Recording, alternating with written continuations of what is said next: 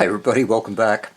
Today I've got Stromberg Carlson, an air zone. What is it? 53A11 or 5A311. Anyway, around 1952, and I've done one of these before. Nice little unit in the case. Anyway, this one is just the chassis, but the owner would like to get it going. And we've got a few issues with this one. It all looks to be complete. Certainly the major components seem to be there. Output transformer is gone, and the speaker, and there's a feed for the output tranny. I'm missing a dial globe. Let's see, it should fit on that there, and that's not a problem. But let's have a look underneath and see what's been done to it. So I must admit, when I first looked at this, I went, ew. I've got wires everywhere. I'm just not used to seeing chassis in this sort of condition. So I've got some power wires here, I'm assuming. I've got this brown wire here. The volume pot is gone. And I've got 3 wires there which should attach to the volume pot. So for some reason, I don't know, either the tech was going to restore it and was just getting ready, and or he just needed some spare parts. I don't know, and this was going to be a scrap. But again, I sort of tend to agree with the owner. We should give it a go. So one other thing I noticed, we've only got one cap electro in there at the moment. It's sitting up there, and the main electro should be around about here somewhere. So I think what we'll do first is one step at a time. Let's sort out our power and find out if the transformer at least is working okay. It's got the resistance in it, and then we can get on to the other bits. So I'll just set myself up and we'll check the power transformer. Okay, I've shown. I've done a video on identifying the windings of a power transformer, and other guys have done it too. So we'll just go through the thing again. Let's see. We've got some guidelines, some clues, pardon me, and I've got one of the main wires here from the power going to there. So I'm assuming that's going to be active, or the 240 volt winding, and another wire here that could be neutral. Again, I'm just going to make that assumption. So I'll just assume that's neutral, that's 240, and I'll assume that middle terminal in there is 220. Come in just a little bit more. Alright, so from there to what I'm assuming to be 220, I should get 77 ohms, 77.3. I'll just bring it around again, and that's normally what I expect on the resistance of the primary side of the transformer. Usually under 100, from 50 ohms upwards. So that's 77.4 or just 77.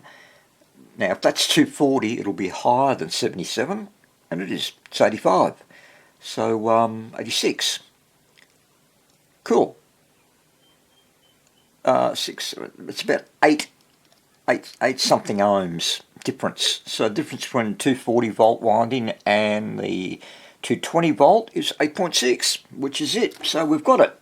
Neutral, active, and I ignore that middle terminal there. So the brown and this brown will be our power feed into it, and yeah, get rid of that thing too.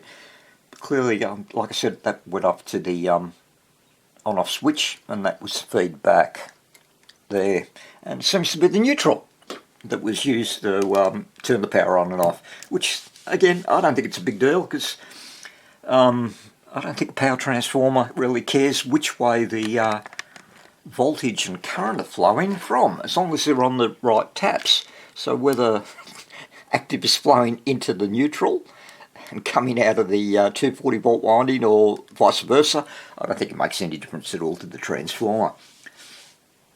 Alright, now next bit I'm going to get set up, and I've got to go check the schematic, and want to have a look at those the primary electrode. Alright, check the schematic out, and here's my little drawing of it. So there's our rectifier 6x4, and pin 7 is the cathode, and pin 7 comes up to the positive of the first electrode, 16 UF. The negative of the 16 UF is attached to the centre tap, and then it goes on to a 0.05 which goes to earth, and that 0.05 is strapped by a 150 ohm resistor which also goes to earth. So let's look at the centre tap to begin with, and 0.05, and I think I see it already, and there it is there, and yep, brown, green, brown, 150 ohm, and that's again been snipped, that's alright. So that, let me see, 1 meg resistor, but there is a little brown wire connected to it, and it goes off into the power tranny. Alright, let's find out if that is the centre tap. So we'll take some resistance readings off the HT lines going into the rectifier, and if I'm right, I'll bring my multimeter back. These two thin green wires, and they should be HT.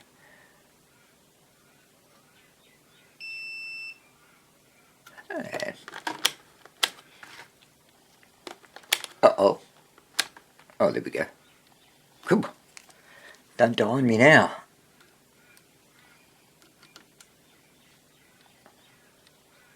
$662 ohms. That's about right. So I'll leave one end of my probe on one of the HT lines, and we'll go down here. The red wire should get roughly half. Yep, 339. And if I go to the other HT winding, the other end of the winding, 323. I've got a centre tap.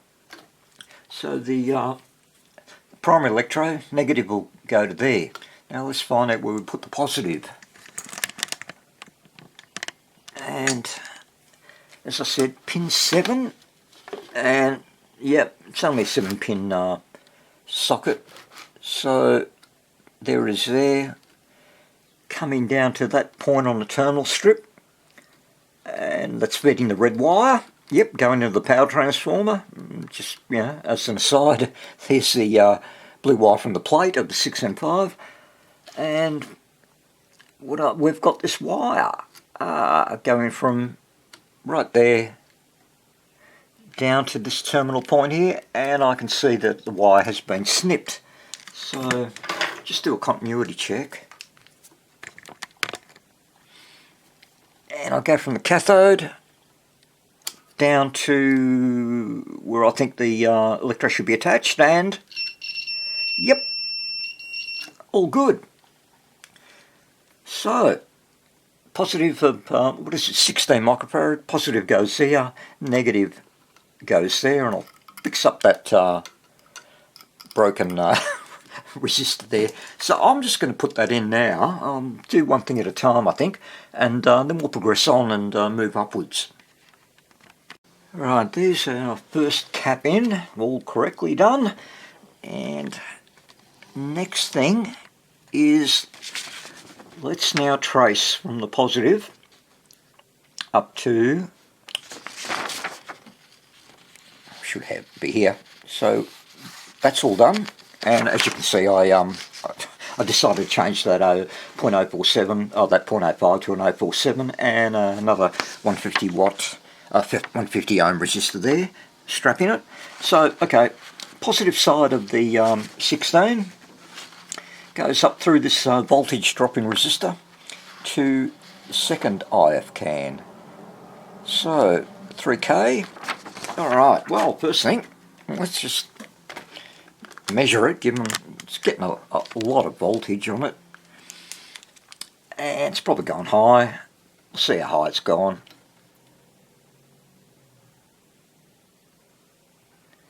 Yeah, come on. Oop, what was that? Nothing. Alright, let's just clean up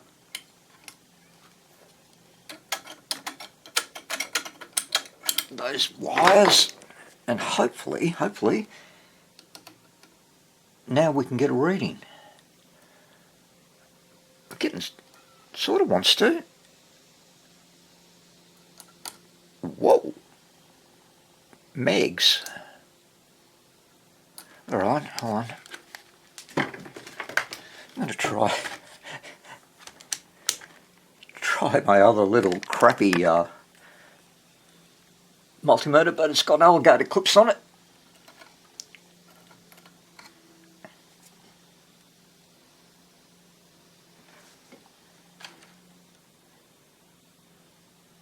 It's all over the place. 1.7 meg, then 0. Nothing. I've got a suspicion, and I think I'm pretty right here, that resistor has had it. So I'm going to go and find another one, but before we do that, actually, no, I will, like I said, one job at a time. So I'm going to find another 3K resistor, hopefully at 5 watts or close enough, and we'll put that in.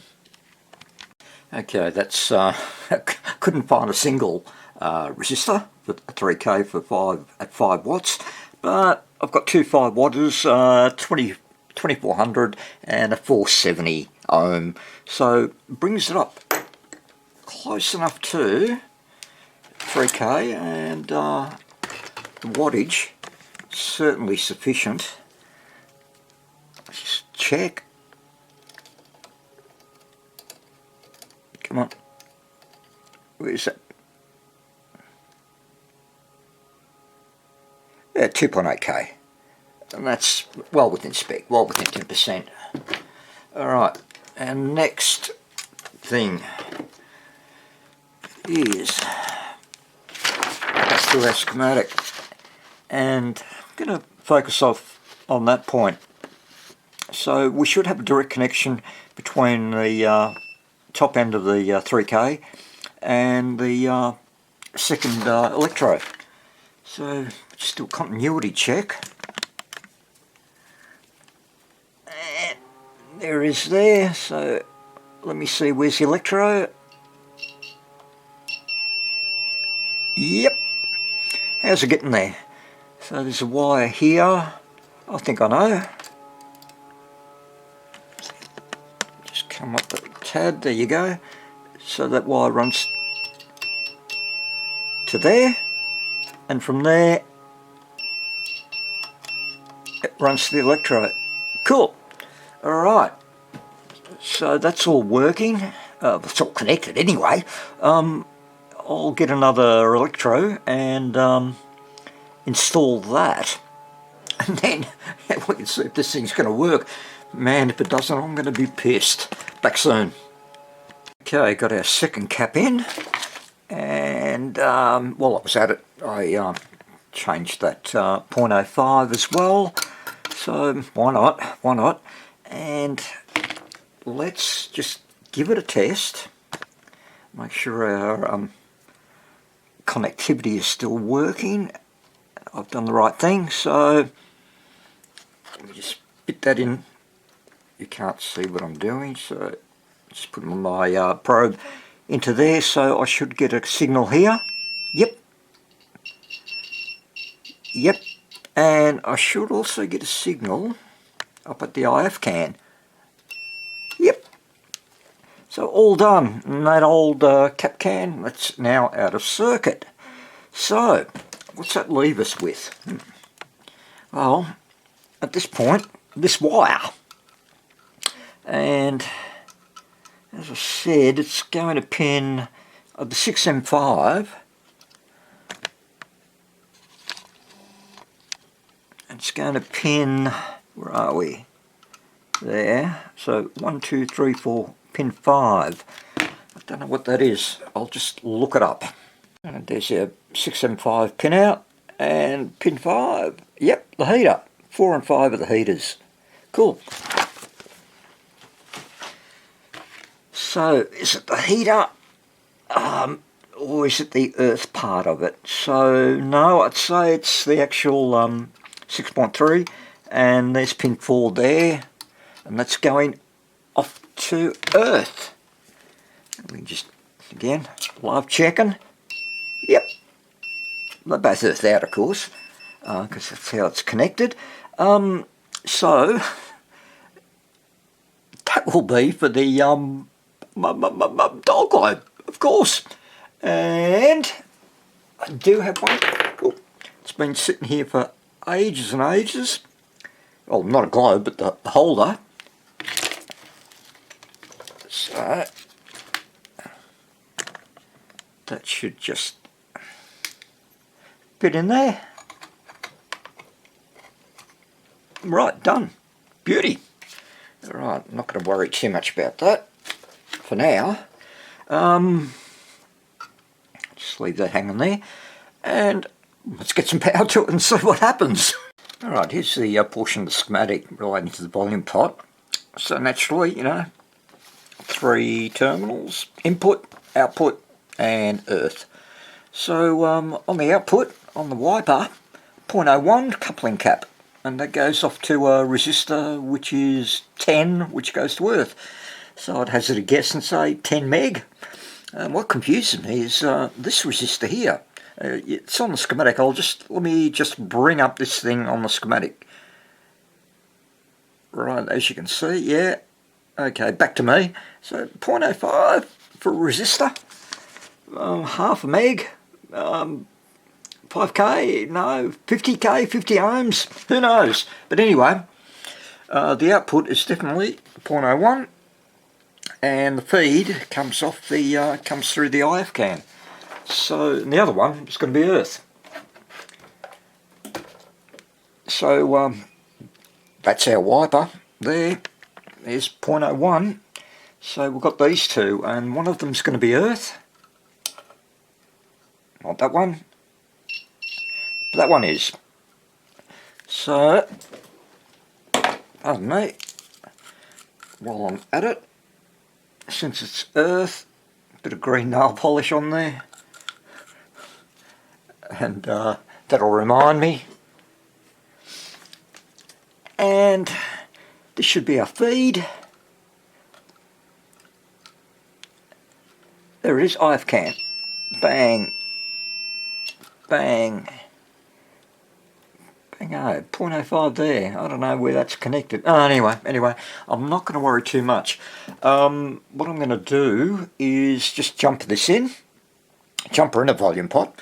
And then we can give it a power up test and see what we're dealing with. Okay, time to get this thing together. And there's our volume pot. And there's earth for it. Signal in, which is going to be there, and output right to there, onto the coupling cap. There. Okay, and let's get that multimeter attached to the electrode. And also, the last thing is our speaker. So, it's my test speaker. Just get on there.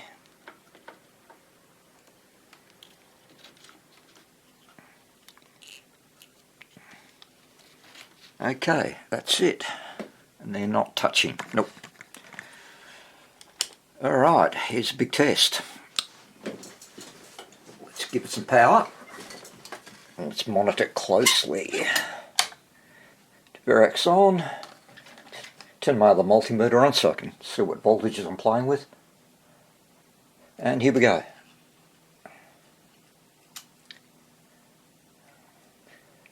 current limiter's quiet. I'm at 70 volts.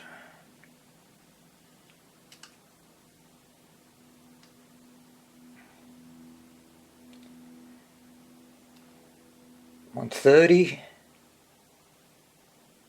Here we go.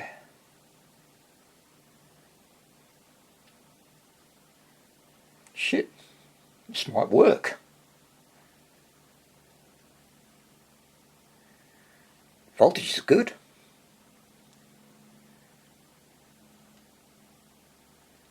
And I should have attached the antenna. But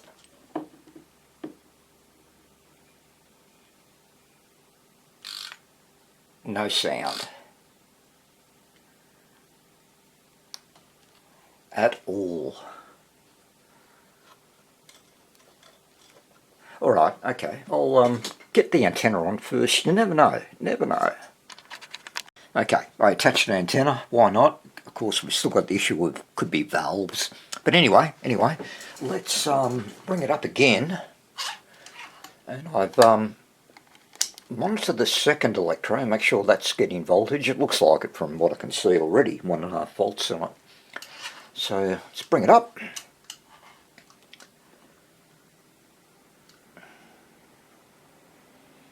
At least the rectifier's working, that's something.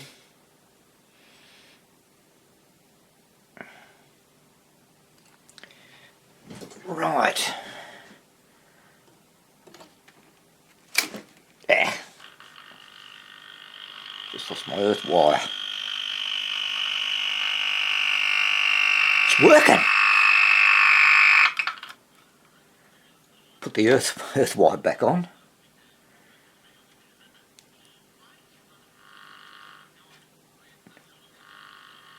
Just playing with the volume pot. Okay, so hopefully nothing comes off or shorts. Oh, ha!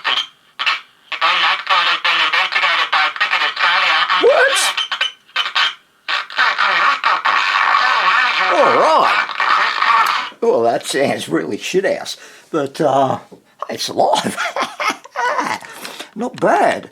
I'll tell you what, you know, my skill level, I reckon I'm intermediate. That's about it. 2 years ago, no chance of ever getting something like this working again. I just wouldn't have had the knowledge, the skills, or the confidence to do it. But these days, it's getting easier. Anyway, I'm going to change out. It works. I'm going to change out those paper caps, the waxies, and that should improve the signal a hell of a lot. Then we can see what improvement, if any, we get. And after that, I don't know, check some valves, whatever, and probably a decent speaker wouldn't hurt either. So I'll arrange all that stuff. Okay, I've done all the recapping, and I just ran a test after each one, and the sound was still really crappy.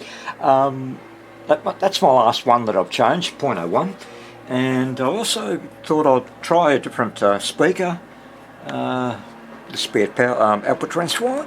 So, oh yeah, and I found a 500k volume pot. No on-off switch on it, but I'll keep searching. So let's see if there's any improvement, and if there's not, I'm guessing valves, especially the output valve. But it really sounds like leaky caps to me.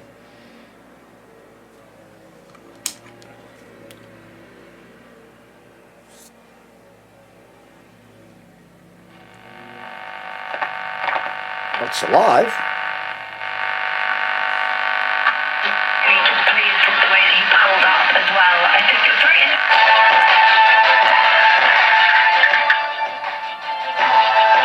Not bad.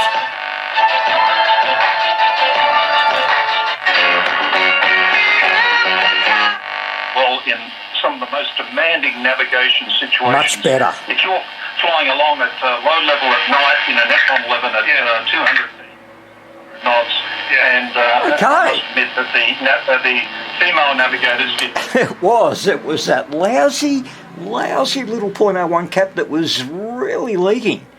So, that's done. Okay, alright, there's not much to do. I've got to check some resistors, of course. Get that 6.3 wire up to the dial globe, and that shouldn't be hard to make work. Other than that, yep, so I'll do that and find an appropriate volume pot, hopefully with an on-off switch. Back soon.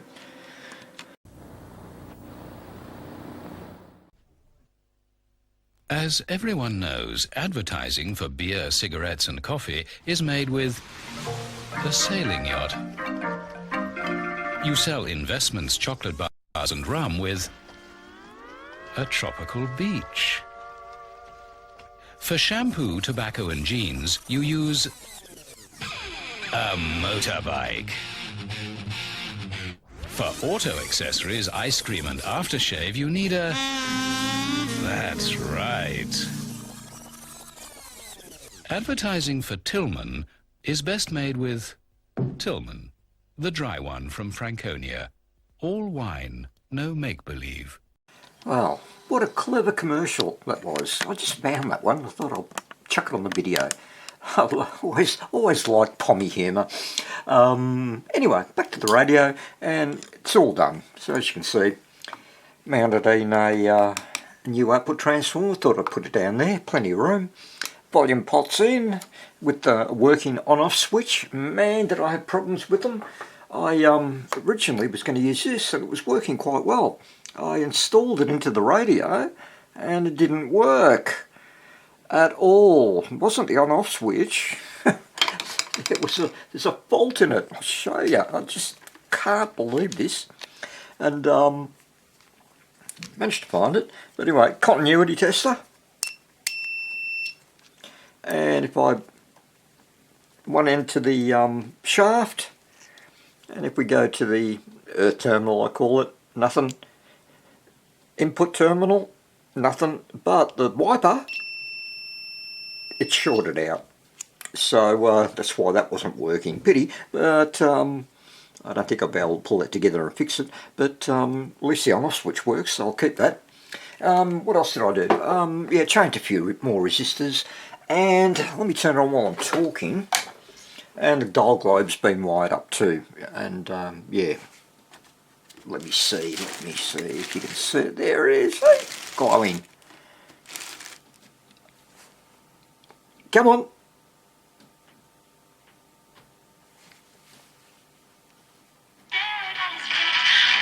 Got worried there.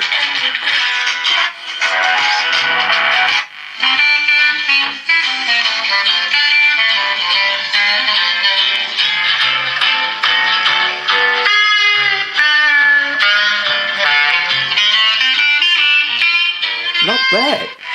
Deliberately. I mentioned on the show yesterday the cycling app There we go. Strava. It's sort of like Facebook. Okay. Not greatest sound in the world. I might have a look at some valves and swap a few out so we can make it a bit better. It's sort of really trebly, but you know, it's basic radio, let's face it. So anyway, that's it, done. And a partially stripped Stromberg Carlson brought back together. In hindsight, wasn't a lot to it. There was a lot of work though, putting all the bits and pieces in and whatnot. But other than that, you know, I'm very happy with it. Very happy indeed. Anyway, I hope you found it interesting, and thank you all again for watching. I do appreciate it, and I will be back very soon. So take care, everybody. Bye.